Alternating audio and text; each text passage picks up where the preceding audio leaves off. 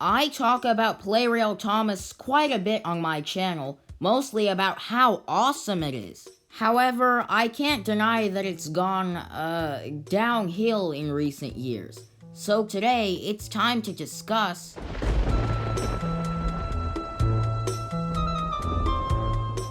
the downfall of Plarail Thomas.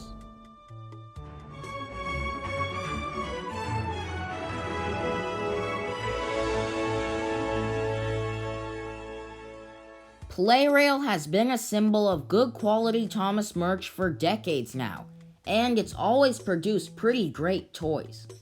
Of course, there have always been some, ugly ducklings, but for the most part, all of its engines and sets are fantastic. Or at least, they were fantastic. Case in point, the CGI Redesigns. In 2014, Plarail started redesigning its main fleet to be more accurate to the CGI series. This, of course, is understandable. Fisher-Price had already done the same thing, but they made some fundamental changes to the engines, such as putting the motors in the engine for all of them, even the tender engines, and having them all run on AA batteries. This caused them to look a bit strange. I mean, just take a look at James here. It's clear they were also cheaping out on other aspects, such as not giving them actual middle wheels anymore, and in the case of Edward, they completely destroyed his wheel configuration. And then you might have seen this monstrosity. This thing is apparently replacing Caitlyn in Plarail's lineup, so there's that. But at least the sets are still good, right? Unfortunately, no. Over the past few years, these have also taken a turn for the worse. Remember the epic roller coaster mountain? This is it now. You know the phenomenal Tommy Knapford station? Well, there you go.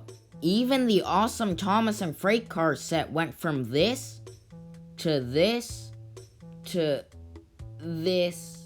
And don't get me started on the Kenji set. Seriously, $50 for this? And now it's time for what I'm sure you've all been waiting for.